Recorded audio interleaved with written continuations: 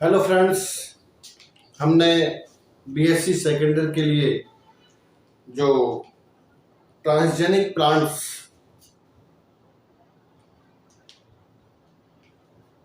को लेकर के जो टॉपिक स्टार्ट किया था, तो उसमें हम 3 ट्रांसजेनिक प्लांट्स के बारे में जानकारी ले चुके हैं।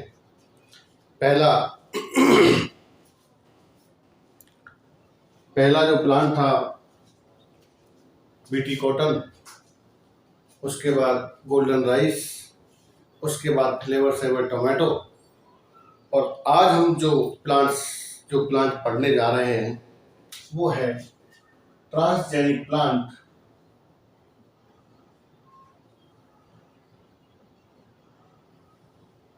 ट्रांसजेनिक प्लांट जिसका नाम है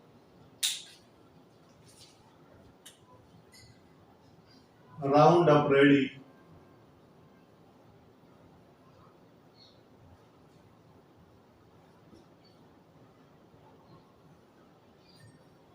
soybean. Roundup ready soybean. अब what is Roundup ready soybean और इसकी आवश्यकता क्यों हुई? देखिए, हमारे देश में अगर हम देखें तो मध्य प्रदेश में सबसे अधिक सोयाबीन पैदा होती है, या राजस्थान में कोटा, झालावाड़, बारह वाला जो हिस्सा है, इनकी जो हिस्सा एमपी से टच में है, उस जगह पर सोयाबीन बहुत ज्यादा पैदा होती है। सोयाबीन एक्चुअली खरीफ की फसल है, ये खरीफ में बोई जाती है। अब आप सभी जानते हैं कि जब खरीफ में बोई जाती है तो खरीफ में बारिश बहुत ज्यादा होती है, तो उस बारिश के साथ साथ बहुत अधिक मात्रा में खरपतवार, जिनको हम वीड्स कहते हैं, बहुत ज्यादा मात्रा में उगते हैं।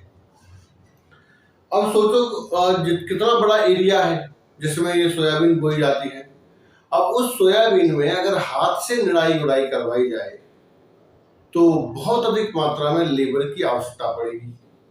वो एक कॉस्ट इफेक्टिव, मतलब कॉस्टली होगा। अगर हम मैनुअली या लेबर से इस वीड्स को निकलवाते हैं तो ये this is very high cost. तो उस चीज को देखते हुए, और दूसरी बात ये कि खरपतवार, इनकी जो वीड्स के प्लांट होते हैं वो हमारे जो नॉर्मल क्रॉप प्लांट्स हैं उनके साथ compete करते हैं हर चीज के लिए, न्यूट्रिएंट के लिए, वाटर के लिए, स्पेस के लिए। तो जो क्रॉप है वो हल्की रह जाती है। तो इस चीज को समझते हुए मॉन्सेंटो कंपनी ने, ध्यान दे भाई, मॉन्सेंटो कंपनी ने ये राउंड अप रेडी सोयाबीन को बनाया। अब एक्चुअली है क्या राउंड अप रेडी सोयाबीन? तो देखो, एक हर्बिसाइड है जिसका नाम होता है ग्लाइफोसेट। ये नॉन सेलेक्टिव ब्रॉड स्पेक्ट्रम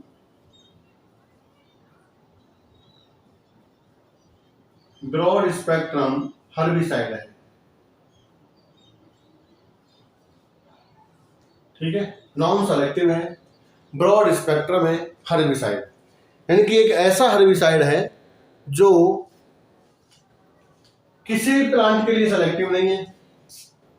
दूसरी बात, ब्रॉड स्पेक्ट्रम का मतलब होता है कि कोई भी पेस्ट, मतलब कोई भी फसल हो, कोई भी पौधा हो, ये सब पौधों को मार देता है। Glyphosate, round up ready soybean, इसी को लेकर के बनाया गया है।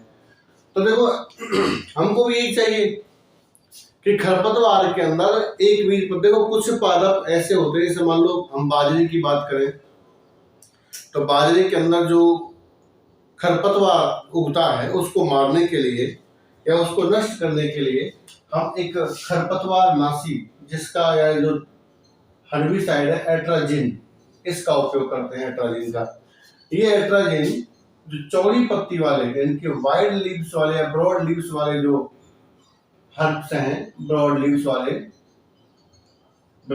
जैसे सांटी वगैरह, उसको खत्म करता है। ठीक है। उसके बाद अगर हम बात करें गेहूं के अंदर 2,4-D 2,4-डाइफिनॉक्सी एसिटिक एसिड, तो ये भी वही, ये गेहूं के अंदर भी ये ब्रॉड लीफ वाली जो पत्तियां हैं उसके जो खरपतवार हैं, वीड्स हैं, उनको नष्ट करने का कार्य करता है। अब अगर हम यहाँ देखें तो बाजरा भी और गेहूं भी दोनों ये सकरी पत्ती वाले हैं और चौड़ी पत्ती वाली वीड को मारते हैं। ठीक है। आज तक एक भी बिना ट्रांसजेनिक के आज तक एक भी ऐसा हर्बिसाइड पैदा नहीं हुआ है जो डाइकोट के अंदर मोनोकोट को मार सके या डाइकोट के अंदर डाइकोट को मार सके। जिनकी डाइकोट क्रॉप है और डाइकोट हमारे हर्ब्स हैं उनको मार सके। यानी कुल मिलाकर के हम एक बात कह सकते हैं कि विदाउट ट्रांसजेनिक, यानी कि बिना ट्रांसजेनिक किए आज तक नॉर्मल रूप से डाइकोट के लिए कोई भी हर्बिसाइड मौजूद नहीं है। हाँ, मोनोकोट के लिए है। अगर मोनोकोट क्रॉप है तो उसके अंदर हम ब्रॉड लीफ वाली यानी कि चौड़ी पत्ती वाले खरपतवार को नष्ट कर सकते हैं। जैसे गेहूं के अंदर बथुए को खत्म करना है, आसानी से हो जाएगा। लेकिन अगर सरसों में बथुआ खत्म करना चाहे तो बिल्कुल नहीं होगा, क्योंकि सरसों और बथुआ दोनों ही चौड़ी पत्ती वाले हैं। तो अब इन्होंने क्या किया कि जो ग्लाइफोसेट है, इस ग्लाइफोसेट का देखो एक्शन क्या होगा, मैं बताऊं आपको, थोड़ा ध्यान दीजिएगा कि एक ESPS एक एंजाइम है, इनोल पायरुवेल सिक्यूमेट फॉस्फेट। तो देखो सिक्यूमिक एसिड होता है, सिक्यूमिक एसिड, इस सिक्यूमिक एसिड से बनता है सिक्यूमिक 3-फॉस्फेट, सिक्यूमिक 3-फॉस्फेट। तो सिक्यूमिक 3-फॉस्फेट से जो ESPS इसका नाम है इनोल पायरुवेल सिक्यूमेट फॉस्फेट सिंथेस, ये एक एंजाइम है।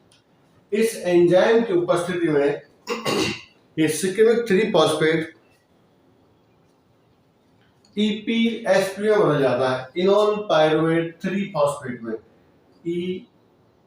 EPSP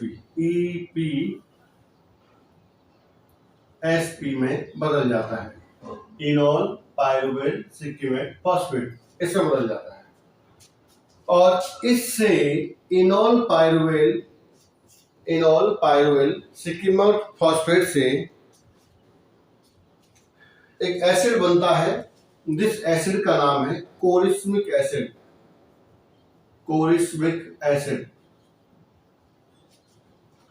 अब इस कोरिस्मिक एसिड से 3 प्रकार के जो अपने, इनको हम कहते हैं एरोमेटिक एमिनो एसिड, 3 प्रकार के एमिनो एसिड बनते हैं जो एरोमेटिक होते हैं। और एक तो बनेगा भाई एरोमेटिक फेनिल एलेनिन, एक होता है टायरोसिन और एक होता है ट्रिप्टोफान। तो यहाँ पर एक तो बन जाएगा फेनिल एलेनाइन, एक यहाँ पर बनता है एंथ्रेनाइलिक एसिड, कोरिस्मिक एसिड से एंथ्रेनिलिक एसिड बनता है, एंथ्रेनिलिक एसिड। अब इस एंथ्रेनिलिक एसिड से ये ट्रिप्टोफान और टायरोसिन, ये 3 एमिनो एसिड यहां पर बन जाते हैं, phenylalanine, tyrosine and tryptophan. ठीक है। हम ग्लाइकोसेट को छोड़ रहे हैं एक बार, तो हम ये कहें कि भाई नॉर्मल जो एमिनो एसिड, जो एरोमेटिक एमिनो एसिड है, ये तीनों, इन एरोमेटिक अमीनो एसिड को सेल में बनाने का एक ये रास्ता होता है कि सिकिमिक एसिड, उससे सिकिमिक 3-फॉस्फेट, उससे फिर ESPS यानी कि एंजाइम है, और इसकी उपस्थिति में ESP बनता है। ESP से फिर बनता है कोलिस्टिक एसिड, और कोलिस्टिक एसिड से फिर फेनिल एलानिन अलग बन जाता है, और एंथ्रेलिक एसिड और ट्रिप्टोफान और टायरोसिन अलग बन जाते हैं। तो ये एक जनरल पाथवे है प्लांट्स के अंदर जिसमें एरोमेटिक अमीनो एसिड बनते हैं। अब अगर मान लीजिए हम ग्लाइफोसेट का यूज कर रहे हैं किसी भी प्लांट के लिए, सपोज किसी प्लांट के लिए हम जो अपनी ग्लाइफोसेट है इसका यूज कर रहे हैं, तो हम ग्लाइफोसेट का यूज जब करते हैं तो ग्लाइफोसेट यहाँ पर एक्शन करता है, ग्लाइफोसेट यहाँ पर एक्शन करता है इस जगह पर। तो जब ग्लाइफोसेट एक्शन करता है तो EPSPS जो है ये काम करना बंद कर देता है। जब ये काम करना बंद कर देगा तो आगे की जो प्रोसेस है जिससे एरोमेटिक अमीनो एसिड बनने होते हैं वो रुक जाती है। जब एरोमेटिक अमीनो एसिड नहीं बनेंगे तो जो प्रोटीन सिंथेसिस है वो डिस्टर्ब हो जाएगा, क्योंकि प्रोटीन के अंदर ये 3 प्रकार के अमीनो एसिड की कमी होगी, तो हम की कह सकते हैं कि वो प्रोटीन जो है वो एक्टिव नहीं बनेगी। जब प्रोटीन एक्टिव नहीं बनेगी तो फिर पादप के अंदर उस चीज की कमी होने लगेगी, तो धीरे धीरे क्या होगा, पादप सूखने लगेगा या मर जाएंगे। एक्चुअली जो ग्लाइफोसेट होता है इसका एक्शन है कि ESP यानी EPSP ये PEP के साथ जुड़ता है, फॉस्फोइनोल पाइरुवेट के साथ, ये PEP के साथ जुड़ता है, फॉस्फोइनोल पाइरुवेट। और जब हम ग्लाइफोसेट का यूज करते हैं तो ग्लाइफोसेट के समान या ESP के समान होता है ग्लाइफोसेट, PEP के समान होता है ग्लाइफोसेट। तो जब PEP के समान है तो ये ग्लाइफोसेट जो है वो अब ESP के साथ EPSP के साथ ग्लाइफोसेट जुड़ जाएगा, न कि PEP। ठीक है, यानी कि EPSP के साथ अब ग्लाइफोसेट जुड़ेगा ना कि PEP। तो इस कंडीशन में अब ये पूरा प्रोसेस रुक जाता है। अब इसको ओवरकम करने के 3 तरीके हैं। देखो ये तो एक नॉर्मल वीड्स के लिए हम कह रहे हैं कि हमने कोई ट्रांसजेनिक नहीं किया है, लेकिन नॉर्मल सभी नॉर्मल प्लांट्स हैं, और हम कह रहे हैं कि जो अपनी ग्लाइफोसेट है ये non selective broad spectrum herbicide है। तो जब हम ग्लाइफोसेट का यूज किसी भी प्लांट्स के लिए करते हैं, किसी भी क्रॉप के लिए करते हैं, अगर वो ट्रांसजेनिक नहीं है तो फिर वो सभी पादपों को मार देता है। मारने का तरीका उसका ये है कि ये इस प्रोसेस को रोकता है, यानी जो पाथवे आपको दिख रहा है ये इस पाथवे को यहाँ पे रोकता है, इस एंजाइम को रोक देता है। अब आगे के जब ये एरोमेटिक अमीनो एसिड नहीं बनेंगे तो फिर ये प्रोटीन सिंथेसिस जो होगा वो डिस्टर्ब हो जाता है, और डिस्टर्ब होने की वजह से जो प्रोटीन बनने चाहिए थे वो प्रोटीन नहीं बन पाएंगे और प्लांट मरने लगेगा। अगर हम इस ग्लाइफोसेट को तोड़ने वाले जीन ट्रांसजेनिक कर दें, इसके देखो 3 तरीके हैं ट्रांसजेनिक करने के। 3 तरीके हैं, या तो हम इस एंजाइम की सांद्रता इतनी ज्यादा बढ़ा दें कि ओवर प्रोडक्शन कर दें EPSPS का, तो फिर ग्लाइफोसेट रेजिस्टेंट प्लांट प्राप्त किए जा सकते हैं।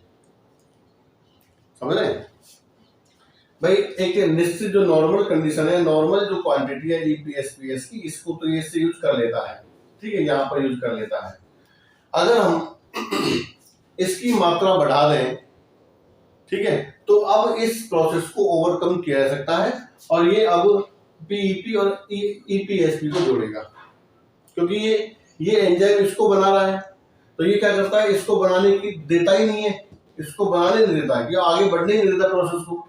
जब ये प्रोसेस आगे नहीं बढ़ेगी, इस एंजाइम को छोड़ेगा नहीं तो ये आगे बढ़ेगा नहीं। अगर हम इस एंजाइम की क्वांटिटी नॉर्मल क्वांटिटी से ज्यादा बना दें तो अब कुछ एंजाइम तो बचेगा जो इसको बनाएगा। तो एक प्रोसेस तो ये है कि हम ओवर प्रोडक्शन कर दें ESPS का।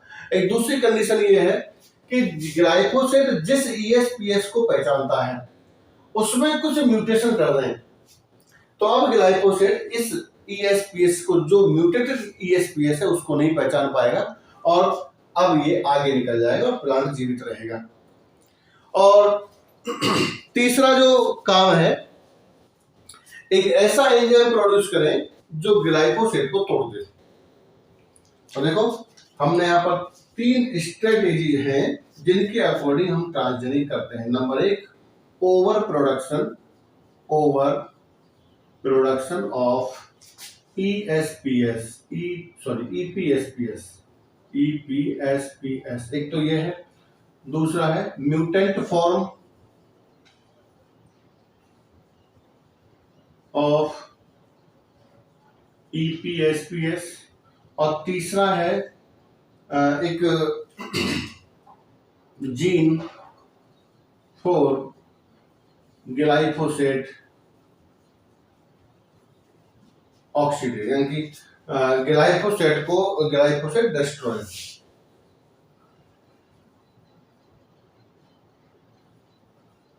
ग्लाइफोसेट को डिस्ट्रॉय करने वाला जीन। तो इस समय देखो एक गॉक्स जीन होता है, गॉक्स, ग्लाइफोसेट ऑक्सीडेज, जो ग्लाइफोसेट का ऑक्सीडेशन कर सकता है और इसको तोड़ देता है। तो हमने जो फॉर्म अपनाई है, या हमने जो प्रोसेस या जो स्ट्रेटेजी अपनाई है, वो है म्यूटेंट फॉर्म ऑफ EPSPS। ठीक है। इन 3 प्रोसेस या 3 जो स्ट्रेटेजीज हैं, इनके द्वारा हम ग्लाइफोसेट रेजिस्टेंट पादप प्राप्त कर सकते हैं। एक तो ओवर प्रोडक्शन हो जाए EPSPS का, ये बताया था। एक म्यूटेंट फॉर्म हो जाए EPSPS की। एक है जीन फॉर ग्लाइफोसेट डिस्ट्रॉय, की ग्लाइफोसेट को डिस्ट्रॉय करने वाले जीन, यानी कि गॉक्स जीन एक है जो ग्लाइफोसेट ऑक्सीडेज जीन है, और ये ग्लाइफोसेट को डिस्ट्रॉय करता है।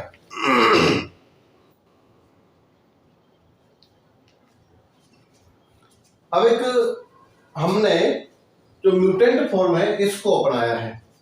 तो देखिए हमने किस प्रकार से एक ग्लाइफोसेट रेजिस्टेंट प्लांट, या हम कहें राउंडअप रेडी सोयाबीन को प्राप्त किया है, वो देखिए। देखियो हमने क्या किया है, एक एग्रोबैक्टीरियम जो उसकी एक जो बैक्टीरिया है, एग्रोबैक्टीरियम, उसकी जो स्ट्रेन है CP4, उससे एक एरोजीन लिया है, एरोजीन, एरोजीन। तो यह जीन इसकी म्यूटेटिव फॉर्म है, यानी कि ये मैंने बताया था ये म्यूटेंट है, तो म्यूटेटिव फॉर्म है, उत्परिवर्ती रूप है, म्यूटेटिव फॉर्म है। तो म्यूटेटिव फॉर्म में मैंने आपको बताया था कोई EPSPS से नहीं जुड़ेगा, यानी कि इट इज रिड्यूस्ड अफिनिटी, है ना। ये EPSPS जो म्यूटेटिव फॉर्म है, तो ये म्यूटेटिव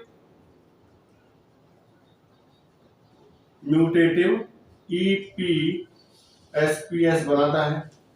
जब म्यूटेटिव SPS बनाएगा तो इसकी जो रिड्यूस्ड एफिनिटी हो जाएगी, यानी कि EPSP के साथ जुड़ने की जो ग्लाइफोसेट की जो एफिनिटी है वो घट जाती है। Reduced affinity to glyphosate, reduced affinity to glyphosate, यानी ग्लाइफोसेट के साथ जुड़ने की जो एफिनिटी है वो घट जाती है। जब ग्लाइफोसेट के साथ नहीं जुड़ेगा तो फिर ये जो सोयाबीन है लाइव रहेगा, या ये बचा रहेगा, और अन्य सभी मर जाएंगे। अब एक बार हम इसको अपने प्रैक्टिकली तौर पर देखते हैं कि ये कैसे होता है। देखो हमने क्या किया है कि सोयाबीन के अंदर हमने एग्रोबैक्टीरियम ट्यूमिफेसिन जो जीवाणु है उसकी जो स्ट्रेन है CP4, इसमें जो एरोजीन है वो उसकी म्यूटेटिव फॉर्म है।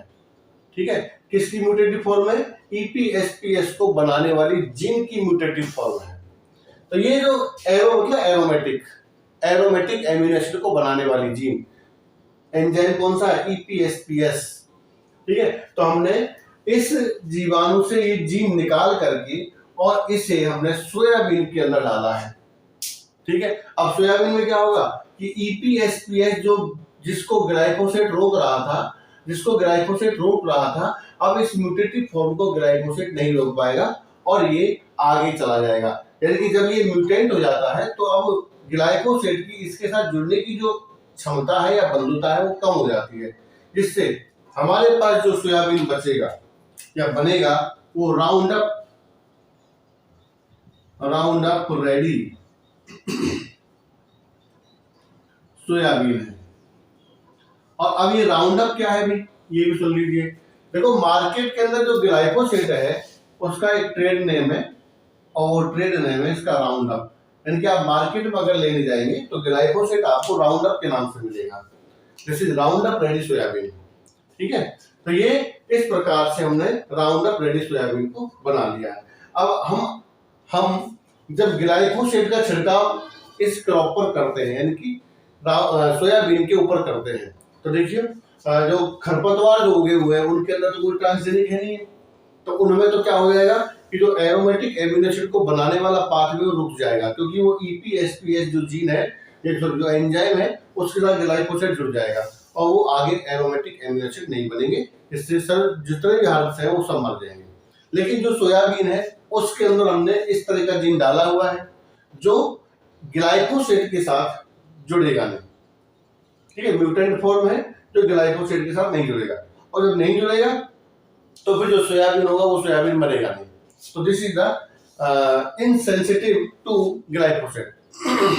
यहां देखिए एक चीज और है भाई, अगर हम चाहे तो बॉक्स जीन से भी हम ये राउंड अप रेडी सोयाबीन बना सकते हैं, क्योंकि जब गॉक्स जीन एक्सप्रेस होगा, ठीक है, ग्लाइफोसेट ऑक्सीडेज एंजाइम बनेगा, तो वो ऑक्सीडेज एंजाइम जब हम इसके ऊपर स्प्रे करेंगे तो ये प्लांट के अंदर जाएगा, तो प्लांट के अंदर जाने पर ये गॉक्स जीन से बनने वाला गॉक्स एंजाइम इस ग्लाइफोसेट को नष्ट कर देगा।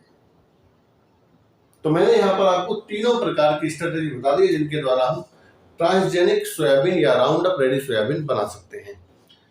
तो आज के लिए इतना ही। हमारी वीडियो आप देखते रहिए, लाइक कीजिए, सब्सक्राइब कीजिए, कमेंट कीजिए। Thank you very much.